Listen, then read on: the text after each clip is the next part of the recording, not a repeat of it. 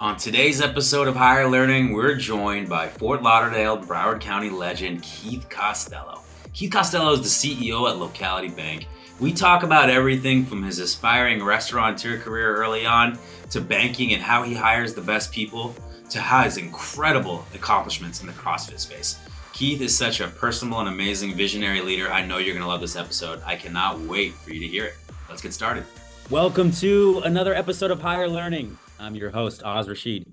Today, we do have a very special guest. It's Keith Costello. He is the CEO of Locality Bank. Keith, how you doing today? Doing great. Thanks for having me. Keith, I gotta say, this is a long time coming. I've known you for at least half a decade at this point. I always call you the man of Fort Lauderdale. Everybody knows Keith. So grateful you came on. So appreciate you. Let me ask you real quickly to start. How long you been in South Florida? Are you a local from the beginning, or? Since I moved here in 1985. Okay. So So it's changed a little bit in that time, yeah, a right? little. Yeah. A few more people Slightly. here. A few more people. A few Got more the bright line. buildings. Yeah, things like that. Love it, man. So I want to talk about this because I find you to be one of the more interesting people I know because you literally found and run a bank, right? And for me, it's just super interesting to even how you get into that space. So I want to talk about locality first because I this is a Sure. relatively new venture. I knew you when you were working at the previous bank. I'm interested for your vision for locality and how you feel like it differentiates from other choices out there. So I think that's in the story that I tell about the bank. So I'd Let's hear actually it. started a bank in 2009. It's the first bank I started in Fort Lauderdale. And Okay. that was obviously a really traumatic time as well. This bank, then I became the CEO of a bank called First Green in between those since we sold Broward Bank of Commerce. And then, so I had a non-compete in 2020. And think back to that time, right? COVID, Oh, PPP. People are under the impression they're going to lose their businesses. Or, if you're working in a company, you're afraid you're going to lose your job. It's really panic mode. And so if you're a business owner, you're trying to get a hold of your bank, trying to get some of this PPP money, which if you're the CEO of AutoNation or City Furniture, that phone is being picked up and they're saying, yes, sir. How much? What do you want? 10 or 50 million? But if you're like mom and pop, or not even mom and pop, let's just say you're running like a local law firm that's doing 20 to 50 million in revenue, you're having a hard time getting a hold of somebody. And I'm getting phone calls while I'm on my non-compete from all these people that I know and that I've had as customers in Fort Lauderdale. I'm sitting out in my backyard and my phone's blowing up. And they're like, hey, we can't get anybody at our bank to, call us. So I kind of went on with my network. I know a lot of bankers and I'm trying to help these people out, but I'm also saying to myself, what's going on? Why is this occurring? And so paused for a minute and just kind of took a look at the landscape of Broward County. Traditionally, community banks have financed local companies. It wasn't the big banks. The big banks were more the banks that took care of the larger companies. So I looked at how many community banks there were 5 years ago in Broward County, 2015. At that time, there were 11 community banks headquartered in Broward County. I looked at 2020, there were only three that were mm, still in Broward County. And then I looked at how much in banking assets are still in Broward County. At that time in 2015, there were $11 billion. It was like over about 15% of the deposits were held by local banks in our county. By 2020, it decreased by 94%. There was only 600 million, like a no. hardly even registered the amount of assets that were in local banks. So what happened? Those banks sold. They were acquired, consolidation, which is great. I mean, that's capitalism, right? People start a business, they sell it, but it was hurting.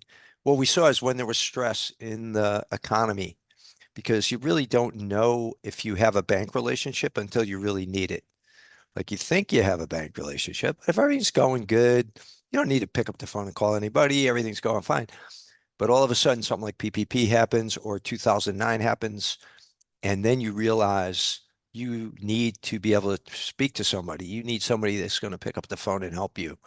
So that's why we went back and we regrouped and we got a bunch of people together. I went to the Broward workshop, which is You should be in that actually. You should be in the, I'm going Tell to me about it. recruit you for that. It Okay. is the highest level organization of business CEOs and owners in Broward County. And everybody's engaged in trying to help the community. So, I went to this group because I had been a member at the other banks when I was there. And I went back and I said, listen, I think we need another bank. Here's the data that I've uncovered. Let me share it with you. This is why people are not able to get funding. And many of you are in this room and they're like, yeah, we agree. We need another bank in Broward County. And then I said, okay, I need you guys to fund it. Will everybody help and write checks? And so we ended up raising almost 40 million, just a little under $40 million, all from local business people, not from funds or, you know, private equity or family offices. These are people that own businesses in Broward County that said, we need a bank. So that was how we got started. And our mission is to empower local companies to maximize their potential. And that's why we get up every day. That's what everybody at our bank is focused on doing every day is helping local businesses. So that's our story. I love it. You are an entrepreneur's entrepreneur. You're so dedicated to your vision and you can just feel your passion. I love it. I want to ask you because I don't know that I fully realized that your two banks started in 2009 and 2020, which by all accounts are two of the most like, crazy years to be running a business, to be in business, to do any of these different types of things. Do you think that that's a product of, when there's chaos like that, there's an opportunity? Was it coincidence? Was it just like fortuitous? Like how do you prescribe that timing into those kind of being the times where you kind of your banking career took off? So again, I think it goes back to when you have disruption like that in the market, which we had in both of those circumstances. You had people who, if everything, again, not to be repetitive, but if everything's going fine, nobody wants to switch their bank. Nobody's looking to move to another bank but when you realize that you are in trouble and you need help, it's a natural, right? So I didn't anticipate 2009. I I felt like there was going to be a recession in 2007, and that's when we started to, put that bank together. I had no idea it was going to be as bad as it was, and I certainly didn't realize COVID was going to hit. But when so the first time I think it was kind of, we didn't realize how bad things were going to be in 2009. Um, in 2020, it was more a fact of, hey, here's what's happened. Let's look at why it happened and try to solve the problem for, local businesses. Yeah, I love that. So let's go a little bit earlier in the journey because I don't meet a ton of people that find and run banks, right? It's just not something that is just, you meet at a local cocktail hour very much. So I'm just interested, how do you get to that point? Like, did it start like when you were a young boy playing Monopoly and you're always like, I'll be the bank and I got it handled, or you have a proclivity for finance? Like, how did you end up on this path? I'd like to know a little bit about your earlier journey that ultimately led Oh to my where you are today. gosh. Oz, it's interesting because I do a podcast with entrepreneurs, and you're coming on my podcast, by the way, soon. But that's a question I always ask everybody because I'm curious how they got. With me, it was like, no, I never, that was not something I aspired to. I wanted to be in the restaurant business, believe it or not. And I Really? wanted to own my own restaurant, and that was my kind of my dream. And it was one that I, never realized, probably thank God, because I probably would be, one more guy who tried to start a restaurant. Yep. Uh, but, I ended up in banking. Really, I went in the army because I needed money to go to college. So I actually got an ROTC scholarship, went to University of Tampa. I grew up in New York, by the way, upstate New York, Albany, were very cold. I always wanted to go to Florida. I didn't care which school I went to. So when I got that ROTC scholarship, I applied to every school in Florida that had ROTC. University of Tampa accepted me. So I went there, graduated in 1980. I went in the Army for 5 years, came right back to Fort Lauderdale. And so never anticipated. So I really, my idea was I'm going to be in the restaurant business when I got out of the Army.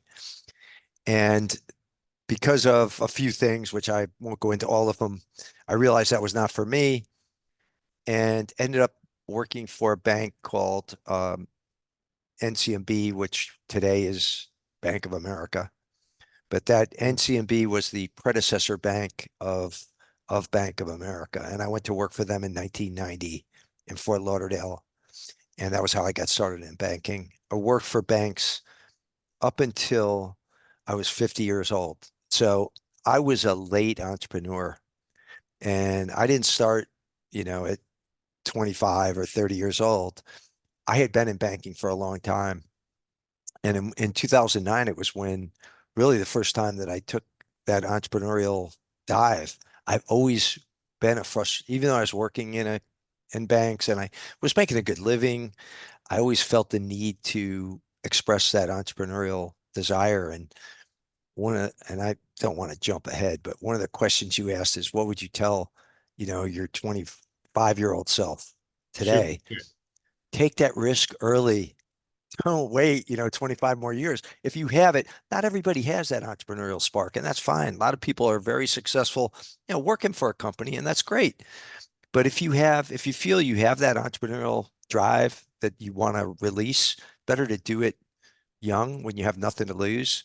I did it at 50 when I had everything to lose and almost lost it doing that bank in 2009 because we came very close to not ever opening that bank.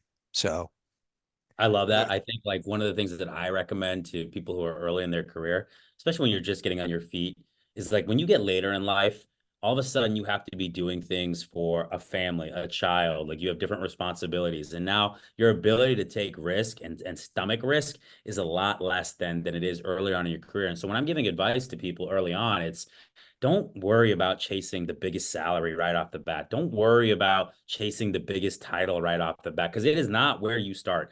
Absolutely chase opportunity, chase learning, chase people that are going to make you better. If you do that early in your career, right? Maybe you're eating top ramen through your mid 20s, but by the time you get to your 30s and 40s, if you've done it right, it's going to be more filet mignon because you're learning and you're taking those opportunities. So I always find that like kids who are coming out of school and they're like, I got to make sure I get the right salary and all that. And I'm not far be it for me to tell anybody that that's not important, but I just think that the main thing that I always focused on is what am I going to get out of this outside of status and financial opportunity early in my career? And it worked out pretty well for me. So I think that is great advice. The other thing I'll add to this is that, many don't know this about me. I actually had a burgeoning career in the banking industry. oh, Um, wow. I worked at Wells Fargo, at the University of Arizona. I worked across the street from the university. Um, I was the number one sales guy in Arizona, I believe multiple that. quarters in a row. Here's why, and I tell people this all the time. Um, it's right when they had come out. This is back in like 2001, I want to say. They had a free check. You weren't making up accounts and stuff like those Oh, other no, people no, are. no, No. no, no. Okay, okay. You got to be ethical in sales. Your name is everything. The free checking accounts had just come out and overdraft protection had just come out. And the reason I would tell people like, well, like, how are you like selling it like this is because like, I'm not selling anything. Like you're telling me you want to, you want to have a minimum amount in your checking account or you're going to get a charge. Like that doesn't make any sense. Or you're telling me like, you're coming here with your $30 overdraft fees.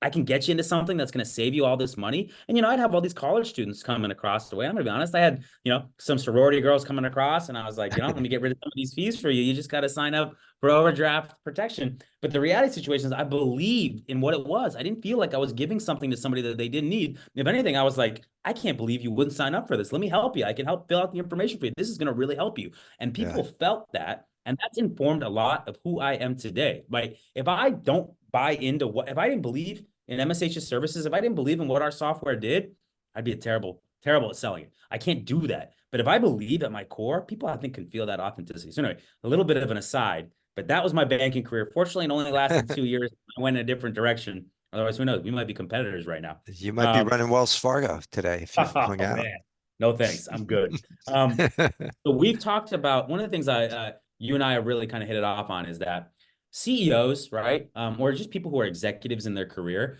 I follow sports really closely, and so they talk a lot about physical well-being. Like LeBron James famously spends $1 million on his body a year, and then more recently, we're seeing the focus on mental health and sports psychology and that aspect of it with these high-performance athletes, right?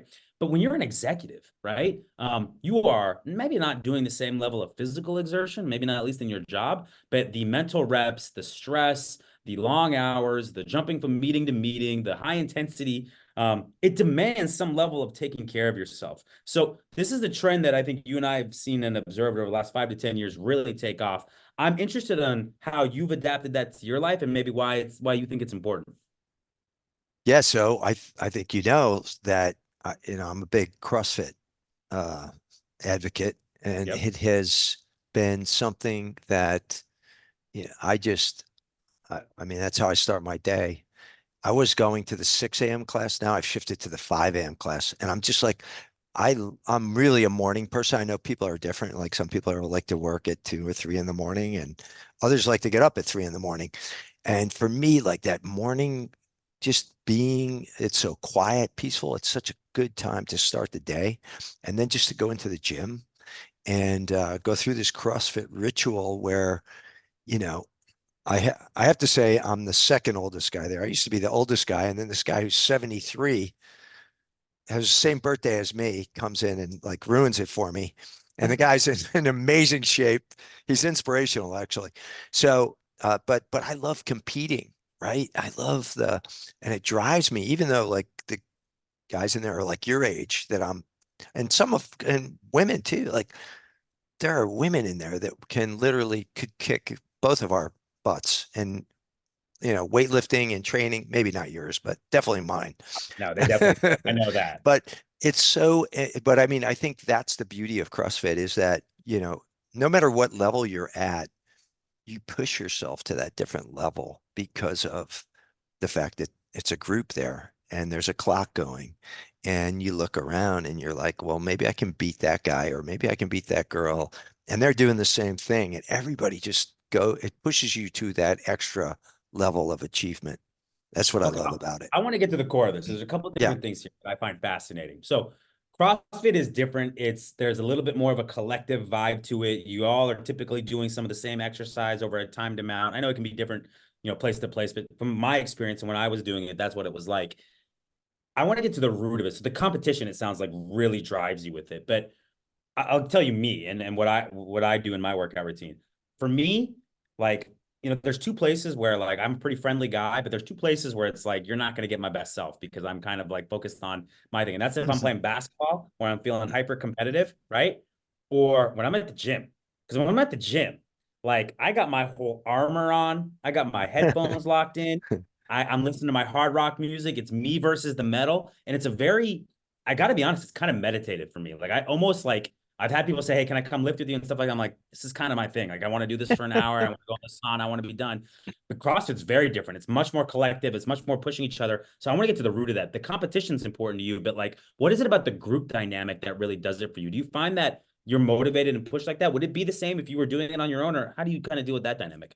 it is definitely better. Like I've done the on my own thing too, and I've did that for many years. Um, it's almost like I would liken it to going through like something very difficult, whether it's at work, personally, with a group, right? A really challenge, like almost like combat, because it's such a challenging thing you're going through with a group of people. And so it's competitive, but it's also like, hey, we all did this. It was freaking hard. Like we pushed ourselves as hard as we could for, it might only be 15 or 20 minutes, but at the end of that thing, it's so cool. Like people hang out and they just kind of sit there and there's a bonding that occurs from going through a really tough thing together and surviving. I dig that. I really dig that. I think if I'm kind of psychoanalyzing myself a little bit, I got this company. We got like 200 plus people, got a lot of people in the office. I'm talking to people all day. Then I go home and I got four little ones hanging on my arms, doing things. I got my wife. I got a group of friends. And so I think the times that I can find a little bit of solitude and solace, whether it be on my drive into the office, maybe sometimes with that workout, those really, really stand out to me. But I want to say something because I heard a quote yesterday. Dan Quinn was hired by the Redskins and he did his press conference and he said, I like doing hard shit with smart and talented people that I like. Like that's what gets me off. And I thought about that. I'm like, oh God, I love that. Like I want to Yeah. I don't mind doing the hard, most difficult things if I'm doing it in a tribe, if I'm doing it with people that like I want to fight through. And like that sounds a lot like what you just said about CrossFit. And I love that mentality when it comes to work and pushing myself. Maybe I got to try CrossFit. Maybe I'm missing out on something there. Yeah. You need to come over to FLL. one Yeah, sounds morning. like a bunch of women and you and 70-year-olds are gonna kick my butt because I'm in nowhere near the shape to do that. Maybe I gotta Don't. humble myself a little bit. Arky, so listen, the podcast, we like to talk about hiring here. You know, I've told you this before, Yeah, Tom, I'm obsessed with talent. I always want to find out the people who are the best at bringing on great talent in their organization. I've met some of the people that have worked for you. They've been hyper talented people. So I want to dig in a little bit here and learn a little bit about how you approach bringing people into your network, your orbit, your companies. Okay. So let's start here. Can you tell me if you have a core hiring philosophy for bringing people into your organization? so yes. And it's really about making people understand that. So I tell a story like to even the people that are here now with us at Locality. And it's kind of like, so Chase has 300,000 employees, right? They're hiring right now. We have a little more than 30. We have 30 something. So I say, well, to somebody who might be interested, they're interested in banking or they're looking for a job. So do you want to be part of an army? Do you want to be one of 300,000 or do you want to be employee number 33 of an elite SEAL team? Or do you want to be in the big army with everybody else where you don't really have an impact? With our group, it's like, people can have an incredible impact if you're one of those early employees in a startup. And I think it's really about that, making them feel that, wow, I can really make a difference here. Like, or I could go work at this big bank and have safety, security, better benefits, probably better pay. Uh, or I can do this. And I got to tell you, like, I know you were asking me about books. So this is the book. I don't know if it's coming on. Endurance? Yeah, I can see it. Endurance. Endurance. Who's Yeah, it by? it's kind of on blur. So Endurance is by Alfred um, Lansing, Mhm. and it's the story of Shackleton who sails down And to Antarctica and Antarctica. wants to cross. Like somebody had The already job been there, posting. but Yeah. he wa- Yeah. he Tell me wants about to. it. Tell me. I love this story. Go ahead. Yeah, yeah. So he wants to cross Antarctica, and he's got to like recruit. Obviously, you got to recruit people, right? To be, and so the people that he recruited was like, you know, sign up for low wages, you know, hardship, but adventure, right? And he had Likely people death. just lined, likely, right? You're probably going to die, but do you want to do this? And people lined up to join this guy. He had no problem like recruiting some great people to go on this journey with him. So I think, that's kind of the message. And when we talk to people too, we tell them, listen, this isn't for everybody. And you started a business, right? And you've built your business up. In the beginning, it's like it's hard. It's never easy, right? It's still not easy for you. You're just at a different level. But when you're starting, I mean, it's really hard. And you got to have people who are It's like no, there's no warriors. returns either. That's the worst part. Like at least when you get to a certain level, it's like, okay, like I'm taking care of myself. I'm taking care of my family. I've got, a mission. We've got a vision. We've got all these things. But when you first get started, right? At the most like formative time, there's like no payoff either. Like at the end of the day, there's no hope for the future potentially. You're not getting paid anything. You have to bang on like 10 doors to get one person to even give you a cross eye. Like it's almost like going to the gym religiously week after week, month after month, and seeing absolutely no return, which can be super demotivating and not for everybody. So I didn't mean to interject, but yeah, that No, brought but back some you're memories. I got some PTSD. right. And that's what it's like. And so you don't want somebody to come in who's going, you can't have somebody come in who's going to be in that environment that can't take a no, that can't take rejection, that can't take, it's not tough enough to go through that. So we really talk to people and we say, are you sure this is for you? Are you sure you're not better off at Bank of America where, this, that, and the other thing? The other thing, like with the startup bank, we can't pay bonuses. We have to bring people in very rarely, and I would say probably never have we paid somebody more money than they're making at their current job. We have to sell them on the dream, the vision, being part of something special. So my two co-founders, so like I'm going to be 67 and next week. So my two co-founders are in their 40s. So one of them worked with me before, Drew Sato. He worked with me at First Green when I was CEO of First Green. And Drew is a Fort Lauderdale guy and knows a ton of people here.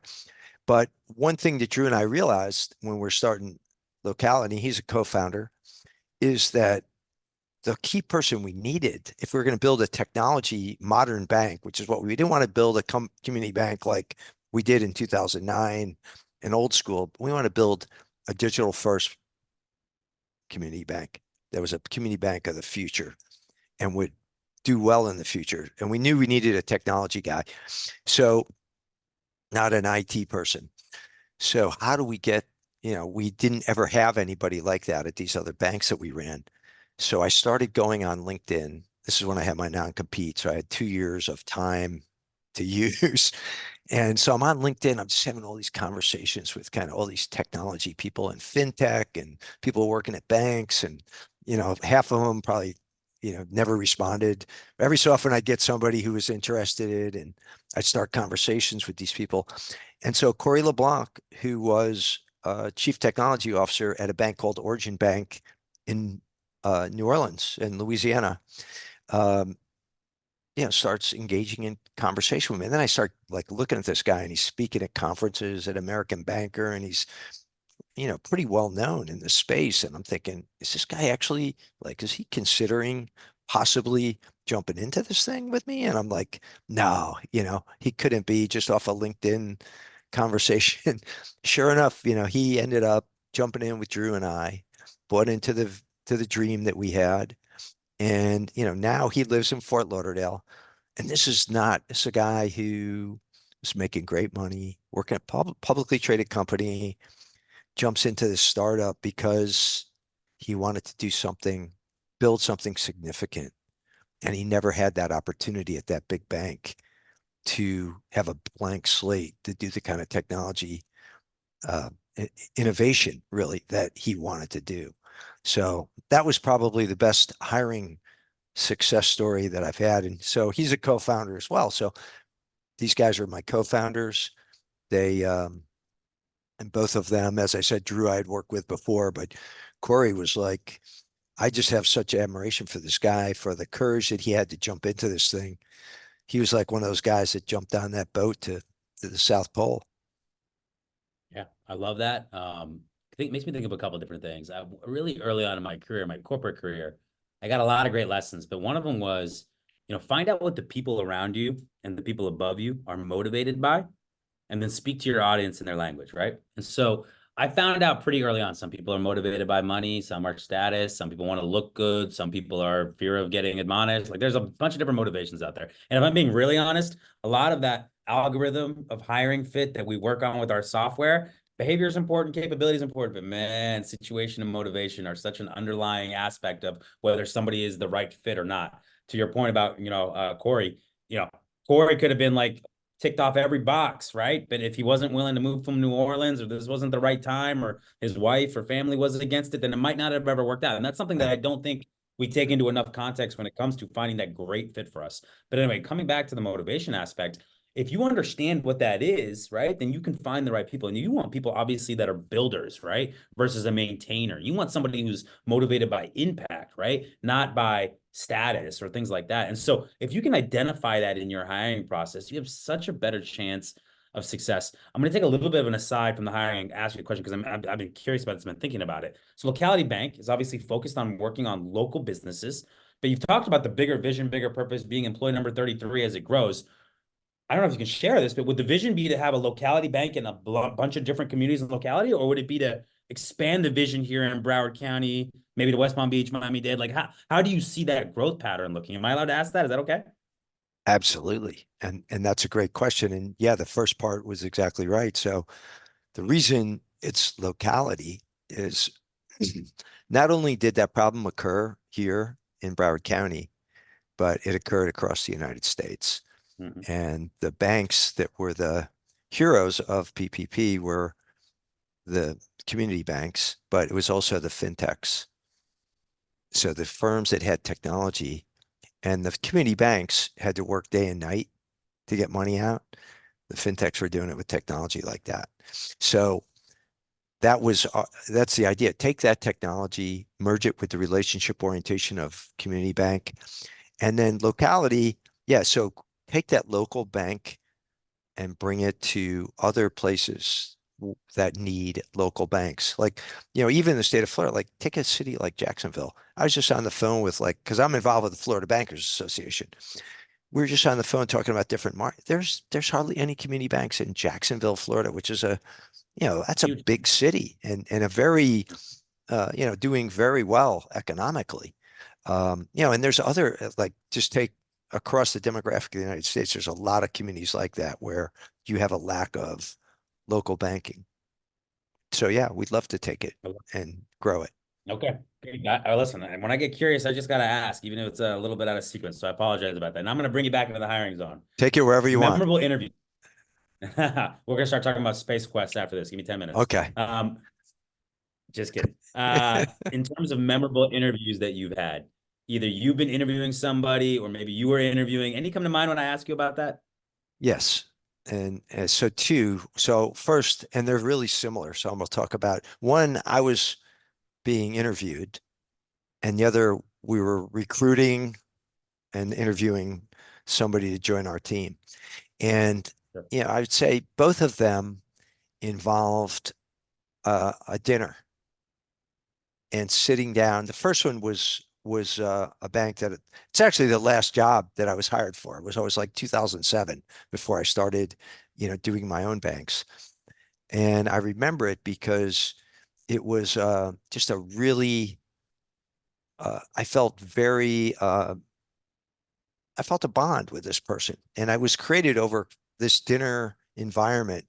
And I felt so comfortable that, and it was just an easy conversation. And it was a I still remember it to this day. What a nice dinner and what a nice person that I still keep in touch with, this banker who hired me back in 2006, 7, whenever it was. And then when I was involved in recruiting someone for a really key position who was, looking at a lot of different options. And this is a person that it's really, again, like a Corey, really respected in the industry, and a person in the SBA area, small business lending, so small business loans. Um, and so we did the same thing, only this time we had our team, we had our spouses, we had this person's bring her husband, it was a woman, and we had a nice dinner at Eddie V's in that private room. And it was the chemistry was just really so good. And I think, and so now this person ended up joining us. Just a phenomenal, one of the best people that I can say, Corey and this person, Anna, two of the best recruits that we've had.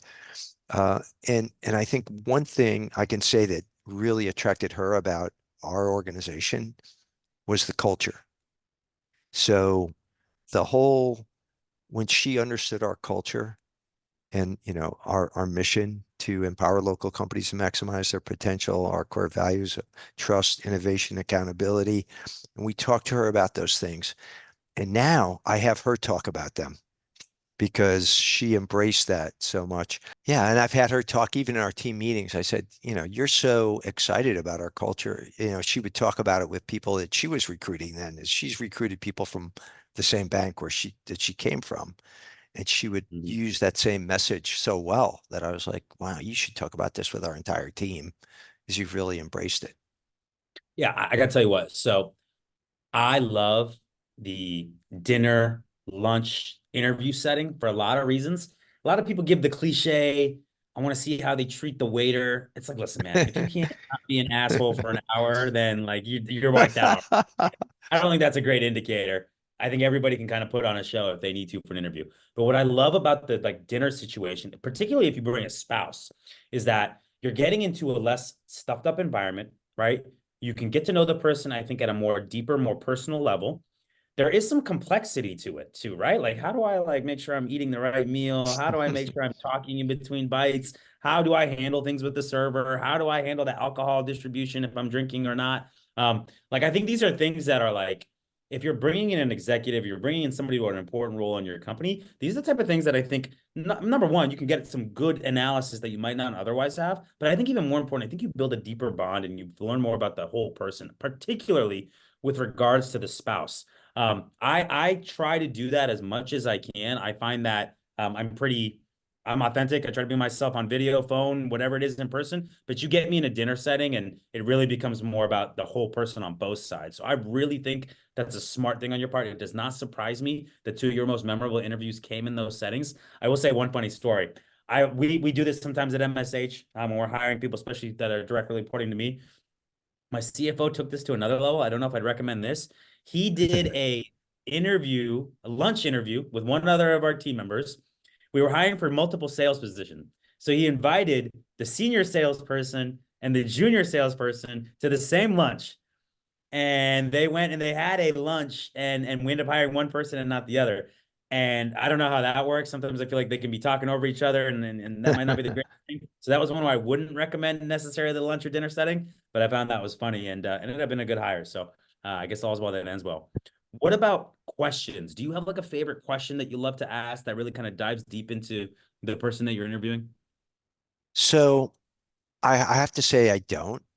And I've also found for me, one of the things I guess that I've learned myself, and I've read like all these interview questions, which I'm sure you have. There's a bunch of them out there. Um, I think my sense is anybody can interview well if they really want to. Uh, what you can't tell, like you could have somebody have perfect interview and everybody loves the interview went great and they're a great interviewer, but they suck as an employee, right? So that's the biggest fear that we all have. So I try when I hire somebody, I try to do my best to the ideal situation, obviously, is when you have somebody at your organization who's worked with that person before, right? That's a no-brainer. And that's where we've gotten our best people because nobody brings somebody that's not good into their own house. So that's our number one. And then if I don't have that, which that as you scale, obviously you'll lose that capability. So what we've done is we always try to find somebody that has worked with that person before. And a lot of times you obviously you can't go to the place they're working now, but I try to find somebody who has worked with them that I can talk to. And a lot of times I'll ask in an interview, tell me, I know I can't call your boss that you're working for now, but when you worked at XYZ company, who'd you report to there? And can I call them and can I ask them about you? Will they give me a good reference? And what does that do? That allows you to find out because, I know a lot of people say, oh, well, our policy is we're not going to talk about anybody. But Oz, if you worked for me, I don't care what company it was, and you did a great job, and you asked me to talk to somebody, I'm not going to care what the company policy is. I'm going to do whatever I can to help you. So if Yep. somebody can't do that, if they say, well, they're not going to talk to you, that's an indicator. That's a red flag to me Sure. that maybe they aren't as great as they say they were. But let's advise Um, people here now. That's like that can be a sensitive thing. So how do you, let's say that they gave you the go ahead or they didn't give you the go ahead, you're gonna reach out to this person. What's the message? How do you approach them? What do you say? Just very candidly, I'm interviewing this person. You work with them, tell me about it, or how do you approach that? yeah, If someone wanted to exactly. do this themselves. Exactly that. So I will, first of all, I'll get the person's permission and I'll say, I want you to call that person and ask them to take my call. I want you to set that up. So that is an indication to me of what kind of relationship they have with somebody that they used to report to. Now, most, and I've done this successfully in a number of cases where people have done that. And so, yes, I make that call and I say, or other people in our organization, that's one of our criteria now to hire somebody. We want that to occur because if that doesn't occur and we can't get a good reference on somebody from somebody that they reported to in the past, as I said, it's a red flag, but it's basically, yeah, tell me about that person. What was it like to work for them? Would you recommend them? And if I I like can't it. get that, I'm gonna pause and probably not hire that person. Yeah, it's a little bit of a variation on the standard. Give me some references I can call because that's more set up. You're more kind of asking them in the moment, I want to call your direct manager at this company, any issue with that. And then you can kind of see how they deal with it on the fly, right? And I suppose there could be scenarios where, they didn't get along with their manager and it wasn't on them. But also, Yeah. I think it's a pretty good indicator. Well, what manager can I talk to? Because if I can't do Yeah. that for the rest of your career, then that's a problem. I like that. I Right. think that's really smart. Shackelford, I think, did a great job of what I would consider a realistic job preview. That's really important because as much as it's about you bringing in the right person in your organization, these people are committing their lives to your company, your bank, they're working for you, right? And so that's a big deal, right, at the individual level. I'm wondering, how do you create a realistic idea of what it's like to work at Locality? Do you do anything outside of telling them, or you just emphasize certain things, or how do you kind of give them an understanding of what they'd be walking into if they took a role with you? Yeah, we do almost try to discourage them to some extent.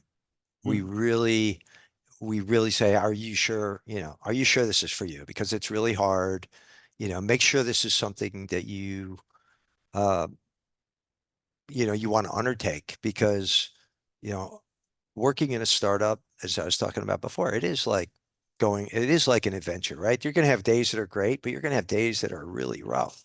And, we don't have all of the things all the safety, security, and everything else that you have at a big organization. We don't have the great benefits. We can't pay bonuses. We can't do this. We can't, your pay is not going to be as good as if you went somewhere else. But what do we have? We have stock options. And that, if somebody bites on that, then that's a builder, right? If they're Hmm. willing to take less pay now for that, you've heard about that study they did with little kids, like delayed gratification. Can Yeah, you, I did it with with the, my kids. I yeah. would say one cookie now or two cookies in 5 minutes. Right. Like, so if you can delay gratification and they do that test with the little kids, that's an indication that you're going to be very successful later in life because that's the key to success, being able to be disciplined now, make less for a future reward. And so that's one of the key selling points that we have is, yeah, we're going to create a lot of multimillionaires with this company, but you're maybe not going to make as much money as you would make at Bank of America at day one. And you're going to really have to sacrifice in the short term for long-term benefits and buy into building something, Yeah, but you will be rewarded. believe in it, right? And you'll be rewarded. I think, now we're gonna sound like a couple old guys, like, on our rocking chairs on the porch here. But like, really, if I look at right now, and I'm looking at some of the newer workforce, and I hate some of the sweeping generalizations people make, and you read some of these articles. There's some things that are generally true and that are bad and good with new generations. There's no question about that. But that delayed gratification, I don't know, man. I feel like with social and with dating and with job hopping, just seems like more and more like people do not want to delay that gratification. They want to just get that gratification. They want to get that dopamine hit, and it doesn't always work out long term. There's something to be said about grit and perseverance. Like, now, maybe grandma and grandpa staying with one company for 40 years and getting the gold watch at retirement, maybe that's too far the other way. But I don't think that this constant, let me see what else is FOBO, fear of, what is it, Jackie? Fear of better options. I'd never heard that until yesterday. Yeah, Jackie. Yeah, there seems like there's more of this fear of better options. What do you think about that? Am I onto something or what? Yeah, well, my kids range in age from 21 to 30. So, I've seen that and I've constantly am advising them not to jump jobs rapidly, to just stick it out, stay with something for a while. But yeah, I mean, I think there is that FOBO. I mean, I hadn't heard that before, but that's an interesting term. And I think yeah, it probably does have a lot to do with social media and the fact that, they're seeing all these kids getting rich or seemingly getting rich, right? Who Instagram knows? life, right? They're Like, that's posting it. perfect. They got a Lambo and a gold chain, Yeah, but it's especially difficult down here in South Florida, home of the oh, $50,000 millionaire. I mean, we see it everywhere. yeah, Um, yep. Jackie, you got to trademark that stuff. Well, Keith's going to start using that, and we want to make sure he gives appropriate. No, I'm kidding. All right, so Keith, listen, I love talking hiring with you. And listen, if you're wondering if I can deal with delayed gratification, I've done like 60 episodes of higher learning before I asked you to come on. So I think I've proven that I can wait for a good thing. Wow. I'm so appreciative of it. I got a couple follow-ups here because you know, being the A plus achiever you are, you went out ahead of me on some of the questions I was going to ask. So we Sorry. got your advice nugget. No, don't worry about it. We got your book in endurance. So I'm going to ask you this. What are you working on right now that you're really juiced about? What's something that, like, outside of like kind of the standard operating procedure, what's something going on right now that you're really pumped about? So two things, because, you know, every year, obviously we do a strategic planning session where we talk about, you know, what, and our goal is to like whittle this down. Because one thing I've learned is if you have 10 priorities, that means 10 things are not going to get done, right? You've got to, everybody's got something they want to add to the list. It's so easy to build a big list of all these projects and things you want to do. It's hard to eliminate. And so we whittled our list down to just two things that I'm really excited about. Both. One is building up SBA lending, because with a mission to empower local companies, that is a really effective way for us to be able to lend money to small companies. And it means making small loans a lot of times. So loans of 500,000 or less. And the only way you can really make money doing that is through SBA lending and automating and using technology basically to automate that process. Because if you had to do that manually and do all the calculations and write a loan memorandum and prove it, you couldn't, you know, you'd be losing money. So that is something we're working on doing right now, is building out that SBA small business lending platform. And we want to take that national next year through the state of Florida this year. The other thing that we're really working on, again, is another technology initiative, because I think banking, like probably every other business, is all about technology. And how do you utilize technology, and how do you make things easier and less friction for your customers? So we call it's a concierge banking initiative, where we're trying to create, you know, let's say that you wanted to open a business account. How can we do that quicker, easier, faster than anybody else out there, or a personal account? So our goals are to have the least or the greatest customer experience when it comes to opening an account, whether it's a personal account or a business account. And so we're working now on that initiative, and then that'll transform, you know, those technology initiatives. As soon as we get one done, we go on to the next one, you know. So there's a lot of that. And Corey obviously is spearheading most of those initiatives. Love that. And any of my local business owner friends are listening to this, Locality Bank and Keith Costello is where it's at. And I really love what you just shared there. I want to bring this back to CrossFit real quick. You thought you were going to get away with this, but I'm looking at the rankings in 2023, ranked by country. Min, you already said your age earlier, so I feel okay saying this. 65 plus. You are 67th in the United States. That's probably true. Yeah. How do you feel about that ranking? You feel too high, too low? No, I wish it was higher. Okay. How many is that out of, you think? You know, I couldn't tell you. Okay, that's gotta be thousands Maybe though. 70. No, No, I don't that's know. huge. Okay, and then I see 2023 quarterfinals. You were 133rd worldwide. Yeah. So my You are best. underselling yourself, man. You are like Yeah. top dog here. That 73-year-old, And he's 23 was not a intimidated by good year you. for me, to be honest with you. I spent some time in the hospital last year. So 23, I couldn't really finish the open. That's even without finishing.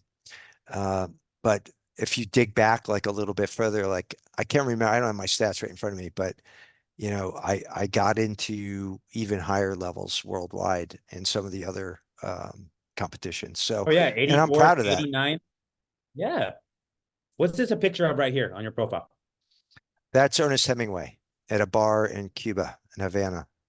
And I don't know why I happened to pick that, but it looked like a cool picture. I love it. I got a Frank Sinatra one on Twitter and X. I don't know why I have it. It's cool, so it's there.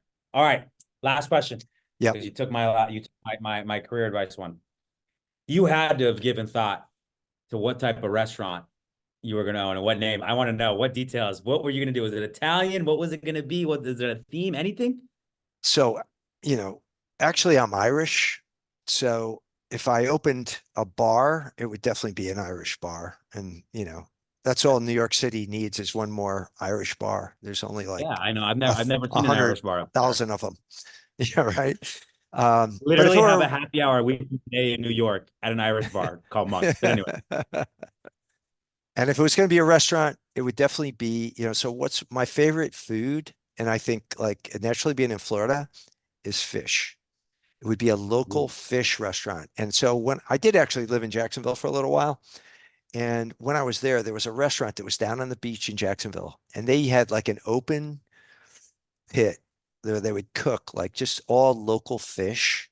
And I thought that is a great idea. Because the one thing I hate is going to a big chain restaurant. Like the steaks are fine, but fish, like you're serving fish from, Thailand or, Portugal, or I want local. I want right. Florida fish, man. I want some good yellowtail snapper or some dolphin. Yeah, I don't want stuff from some other country. So anyway. I love it. You need a bank, there's Locality. If you need seafood, Costello's Fine Fish and Seafood, open pit, coming Coming soon. soon to a Yeah. place near you. Keith, Right. brother, I appreciate you, man. I'm looking forward to getting together on your podcast, and hopefully we can get a nice meal sometime soon, maybe some seafood, some white wine, and enjoy it, okay? All right. Sounds good, Oz. Thank you. All right, Really enjoyed talk it. to you later. Okay. Bye. Thank you for listening to Higher Learning with me, Oz Rashid. If you enjoyed this episode, please leave us a review and be sure to subscribe so you never miss an episode.